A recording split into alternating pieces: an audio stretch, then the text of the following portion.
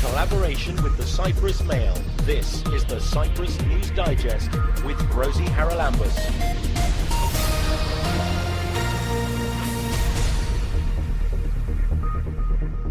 Coming up on the programme this week, as the European Commission undertakes a fitness check on its water directive, it issues a public consultation, and BirdLife Cyprus is online to help citizens fill out the form. If you value the quality and the quantity of your water, and you don't want the legislation in Europe watered down, we have the answers for you this week. What was being discussed in the parliamentary committee last week, and actually it wasn't raised as an issue until the NGOs made it an issue, is that this phrasing has changed, and it says that it can be assessed whether a quarry can be placed within this zone. And Christmas is about to kick off with the annual German Cultural Association Christmas Fair. There will be 60 stands with many different handcraft items. For example, Christmas decoration bags, scarves, jams, quilts, pottery, glasswork, books, paintings, clayworks, and. So please come and see yourself what there is available. Really, really amazing. And down in the east of the island, the communities are getting together for a Sunday Fun Day. And the municipality wanted to make this into an organic space that will embrace the communities around it, which is Darinya, Famagusta, and of course island-wide if there was interest. Until March, the European Commission is running a public consultation on the fitness checks upcoming for their water directive. Now, that's got BirdLife Cyprus in a bit of a tizzy. They're running a campaign, and to tell us exactly why and what's at stake, we're joined by Vasiliki Anastasi. So maybe you can just first of all, Vasiliki, tell us what the water directive is as it stands.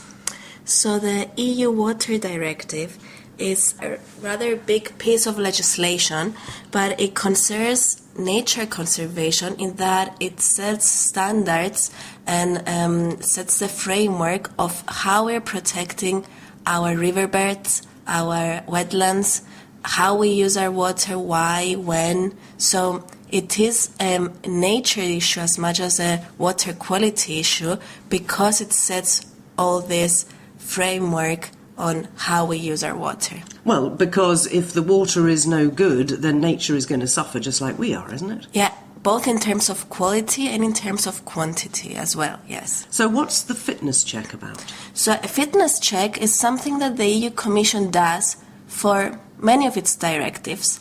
And it's a way for the Commission to review if a directive is fit for its purpose. So it has done that for other directives in the past, and what it does, it just goes through all the pieces of legislation and they see if they overlap or if one directive affects another which has been, for example, voted in later on. So they check if everything is running parallel and complementing each other, all the legislation. So as a concept, it's a rather good concept. But what happens is that when directives, especially when this kind of nature-based directives go through this kind of fitness checks, there is a lot of pressure from member states to get into that directive and weaken it. And we've seen that happen 2 years ago with the EU nature directives, the birds and habitats directives, when member states really tried to push to lower the standards that these directives have, which are very high, of course. So this is why we are, as you said, really interested in trying to get the message out that it's okay if these directives this specific water directive goes through a fitness check as long as the standards that it has remain high. And there is, I presume, already a move afoot from some member states to try and lower them. Of course there is. Can you elaborate on that? Well, it's all at the policy and lobbying level, so I can't say that we have something specific in front of us that tells us exactly what they're pushing for. But there is definitely a movement from member states to try and lower some of the standards. Like, for example, water quality standards and all these kinds of... So what's the actual plan that you've got going with this project with BirdLife Cyprus? So BirdLife Cyprus has joined another 100 EU NGOs all over Europe in this #ProtectWater campaign. This campaign is led by WWF in Brussels, and it basically responds to this public consultation that you mentioned that the EU Commission opened, in the way that the EU Commission asks people to answer a set of questions that might be too complicated for people to go through and answer. So what we have done as a coalition is that we provided answers to these questions for people.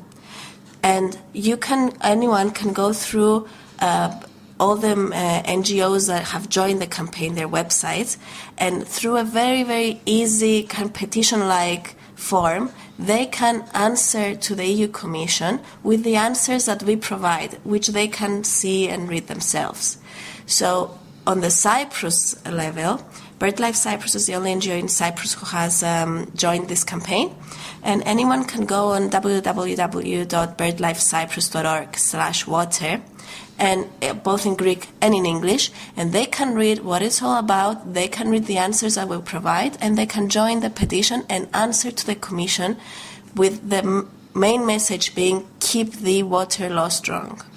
It seems odd to me that if the Commission is asking the public to give them feedback, that they're making it so complicated. Well, it's always bureaucratic and long kind of procedures, even though it's targeting people. That's why I believe that's the role of NGOs, are to get what the governments, what the state, what Brussels give to us, and give it to the people in a language that they can understand. Okay, and what in terms of the effect this might have on Cyprus? I mean, how good are we here on the island at maintaining the water standards? So that's a very good question. We basically took this water directive and we transferred it on our national legal system. So we have a law that reflects the EU water directive. This directive, once a member state has given it a national legal standard, has to draft what are called management plans for the water basin. And we have done that. The problem is we have a water basin management plan. The problem is that the standards we have set, which are on the member state level, are too low. The expectations are too low, and we have many exemptions. Like, you can do this, but you have an exception if this applies. So we are really good at giving ourselves low goals and lots of exceptions. And just to give you an idea of what's going on, I have a very, very recent example. Last week at the Environmental Parliamentary Committee, it was being discussed that the regulations that come out of this Cyprus water law, which reflects the EU water law, are being reviewed. This is irrelevant to the fitness check. It's just the regulations that come out of the law that set some measures about how Cyprus manages its river basins.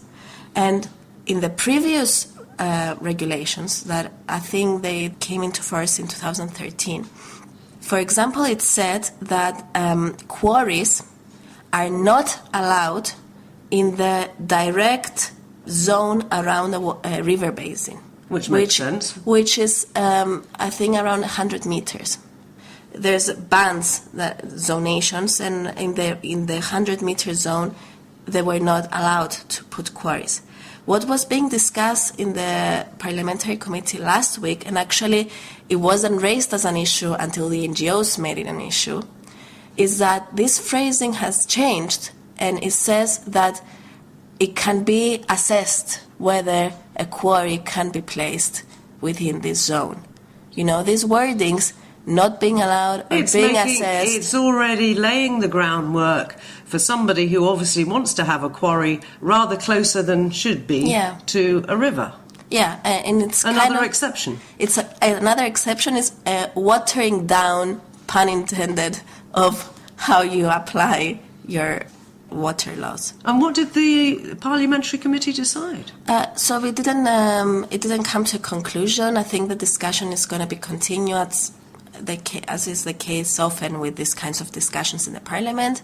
So I believe that NGOs will be invited again in the following discussions to continue this discussion. It hasn't been decided yet.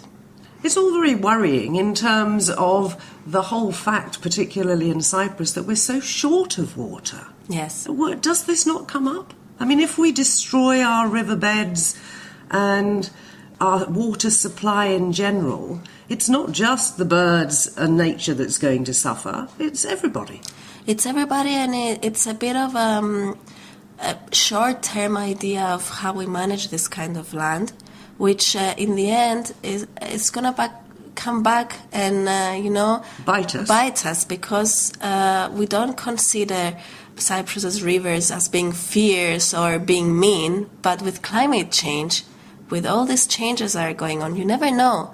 And we seem to be developing a lot close to our riverbeds, which is an issue for everyone. It certainly is, because I remember a couple of years ago when there was a terrible accident in the Paphos area simply because development had happened too close to the riverbed and a car got washed away and people died, I think. I don't recall this specific incident, but I'm not surprised because we do generally develop without much thinking close to our riverbeds and also close to our wetlands. And it's an issue that has come up many times with wetlands because they are very, very sensitive systems and they are dynamic systems, and you can see encroaching development around almost all natural wetlands in Cyprus. What's the Environment Ministry doing about this?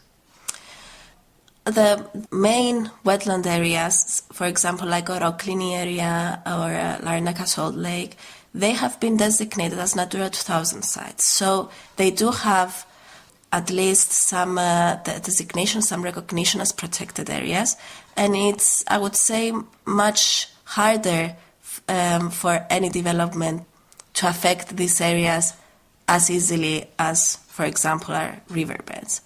But as you know, They're still encroaching, though. We've Yes. just had all the fuss in Fayre, haven't we, about things too close to or even bordering Natura sites. So it seems that it's like a creeping, dare I say, cancer that's getting closer and closer to the last pristine protected areas we've got. Yeah, and I mean, the clearest example is what's going on right now in Akrotiri. So we have the most important wetland of the island. It's an international and wetland of international importance. It's a Ramsar site. It's being designated as a mirror Natura 2000 site under Sovereign Base Area ordinances. But you see casinos cropping up around. You see the biggest photovoltaic park in Cyprus being proposed in an area that's really close and affecting the site. So, I mean, it's not out of our imagination. It's something that we see happening. Very worrying indeed. We've been talking to Vasiliki Anastasi from BirdLife Cyprus. And if you would like to help them by filling in the questionnaire that's online, you can look for birdlifecyprus.org and check out the water project, fill in the form, and it'll get sent off to the mandarins in Brussels. This is the Cyprus News Digest with Rosie Charalambous.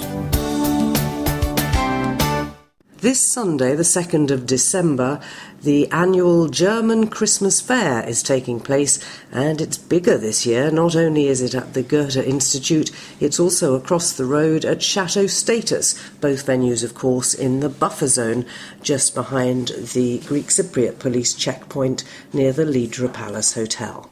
Joining us to tell us why the traditional German fair is so popular in Cyprus, from the Cypriot German Cultural Association, we are joined by Daria Fitsko. So, Daria, tell us first of all about the fair and what's going to be happening. Yes, so thank you for inviting me, first of all. So, 2003, some lovely ladies from the German Center had the idea of creating this Weihnachtsmarkt. So they baked biscuits and they had some tables where people could sell their handcraft stuff. They had some old wine, and it was really a beautiful family atmosphere. 10 years ago, the German Cypriot Cultural Association took over because it became bigger and bigger every year. And this year, as you already mentioned, it's so big that we had, it was last year already very big, but this year we are expecting even more people to come. So we are very happy that we will be together for the first time, the Goethe Institute area and the Chateau area. So they will host our Christmas Weihnachtsmarkt there. What is so special? So first of all, we will have again all these nice German sausages, the pork shank, the kotzi. There will be 100% beef burgers, vegetarian food, and fresh baked waffles, as it was already 15 years ago. There will be 60 stands with many different handcraft items. For example, Christmas decoration bags, scarves, jams, quilts, pottery, glasswork, books, paintings, clayworks, and. So please come and see yourself what there is available. Really, really amazing. What is the story behind these traditional Christmas markets? Because in Germany, you find them around this time of year, huge events in probably every village, every town, everywhere. It's become part and parcel of the German Christmas, and it does seem to have been taken abroad like it has to Cyprus. That's really true. And to be honest, I grew up in Germany, so it was always a part of my life. So where does this tradition come from?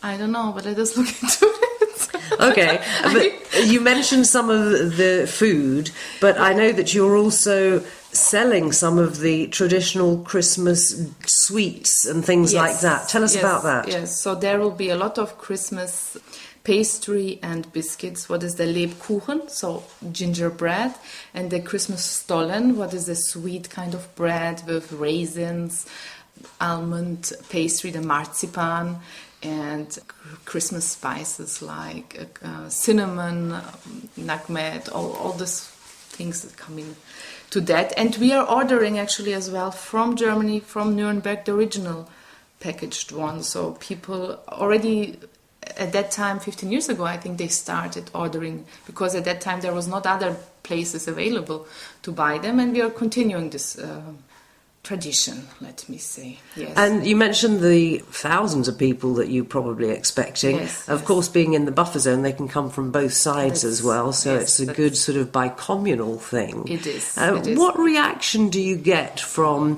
Cypriots who are visiting for the first time and who perhaps haven't seen a traditional German market? Only positive, really positive. We get calls, and already weeks before, people call the Goethe Institute and they ask, when is the Christmas bazaar happening? When is it? Either they want to sell maybe something from the handcraft stuff, or they want to know when it is. So it's really getting popular. They like it. And I think it's really the unique, as much as possible, original Christmas Weihnachtsmarkt that you find in Germany, because there's a lot of the input of what we know, where we grow up or lived or studied or whatever. And you've got music as well, yes, I think. So there is as well, we shouldn't forget, an amazing music program. So the whole event starts at 2:00, so it's a great thing for families as well to come, to have their lunch, because there will be kids activities, the family house will be there, so they can do some woodcraft, and the small volunteers, Micres Elephondes, so there will be as well artwork, face painting.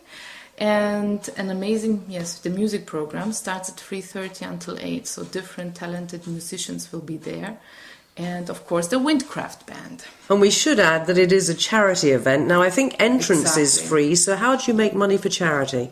So people who rent a table, they pay for that. They pay for that.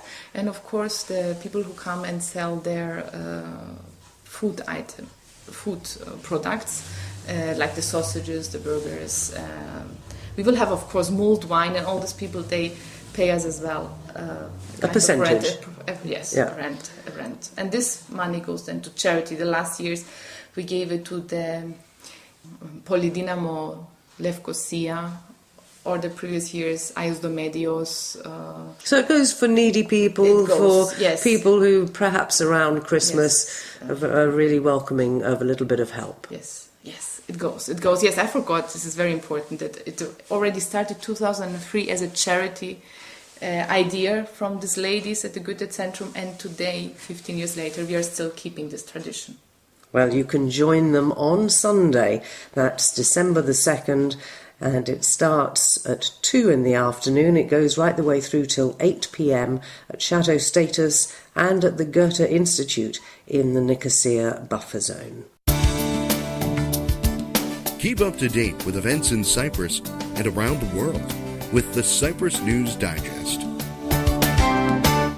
Well, if you can't make the German fair in Nicosia and you're down in the east of the island, then the place to be on Sunday is Famagusta Avenue Garage. It's a new grassroots community-led space in Verinia, and it's got a Sunday Fun Day coming up.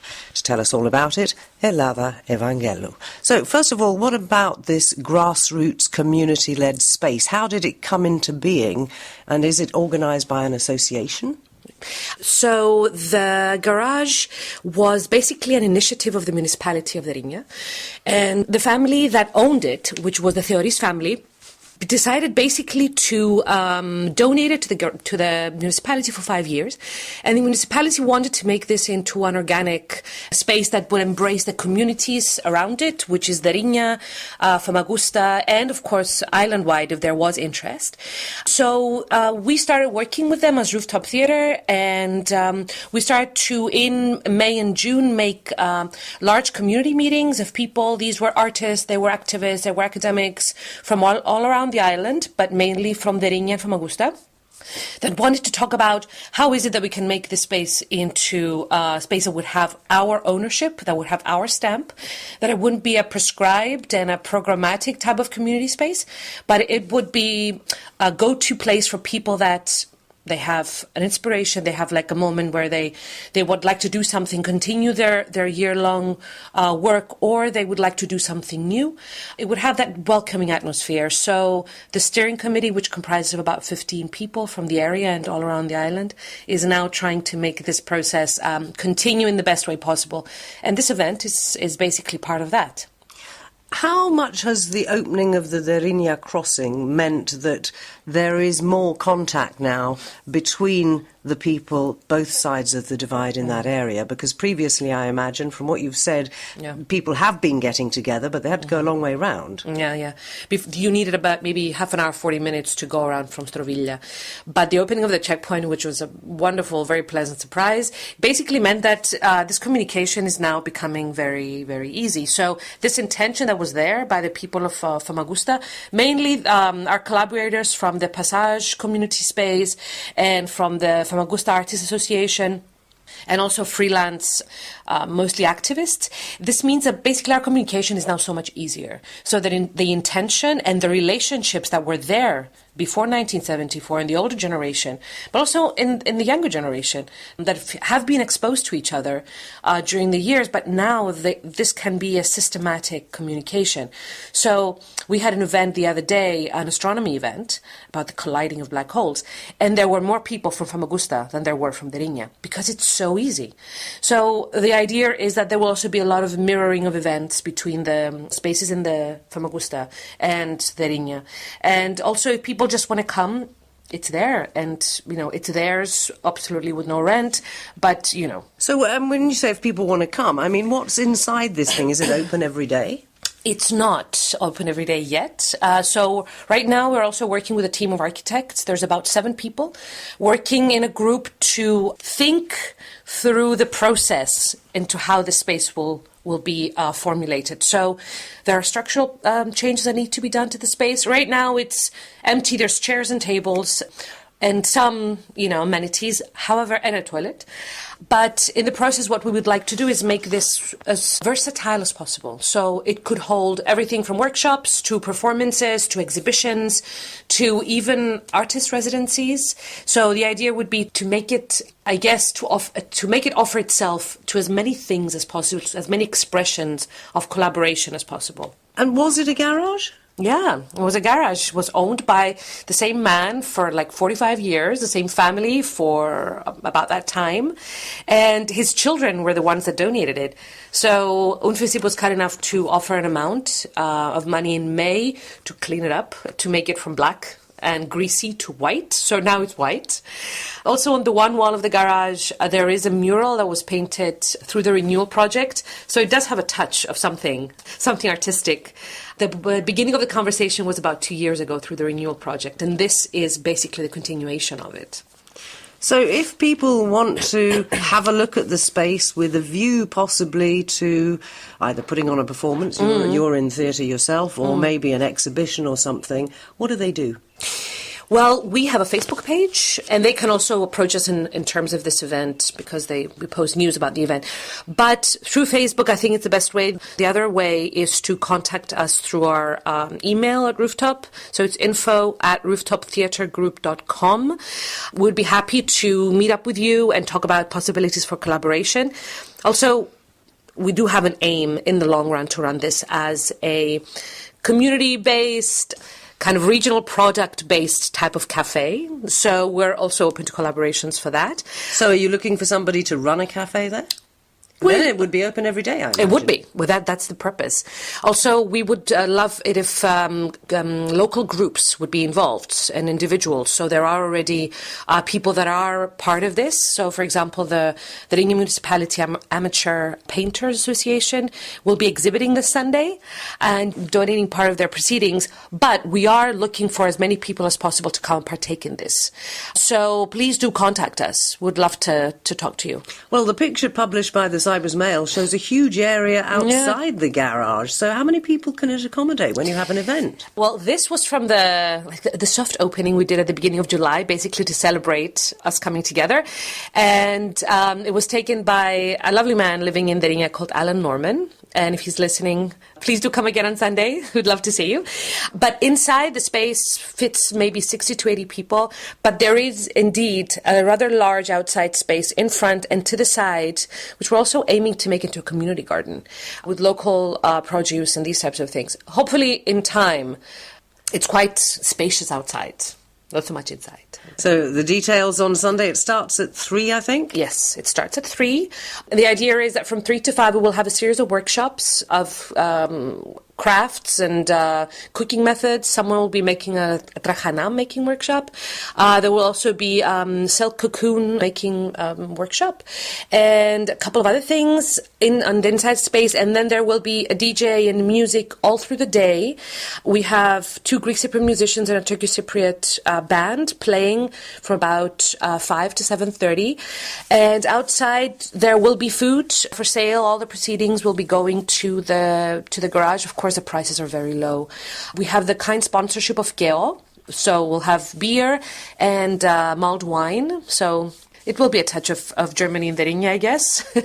And there will be arts and crafts also for sale. The proceedings going to the garage, exhibited in the space, in addition to the paintings by the Derinja Painters Association. Well, I know it goes on until 8 p.m, Yes. so there's plenty of time for people to get down there. Yes. And what has the steering committee of the Famagusta Avenue garage allocated as priority for the funds that you raise? Do you have a sort of wish list of what you need to do next? Yeah. So there are several things that are a priority. So one of them is basically getting the team of architects to set up the space in the way that it needs to in order to actually be functional. So part of that may go there.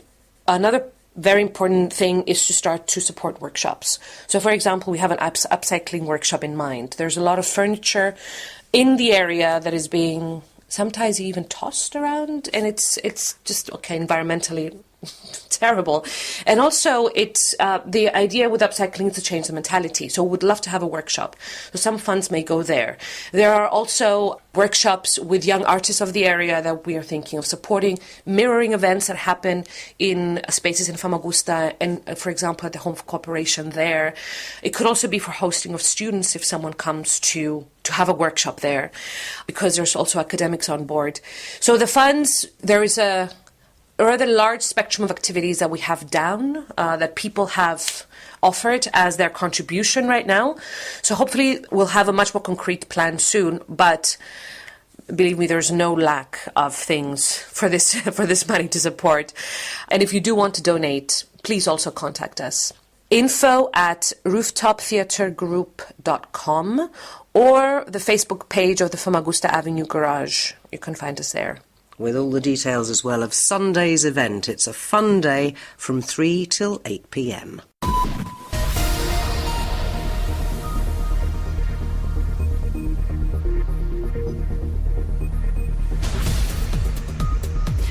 Well, that about wraps up this edition of the Cyprus News Digest. Many thanks for your company. Hope you'll join me next week. Till we meet again, take care and God bless. Bye-bye now.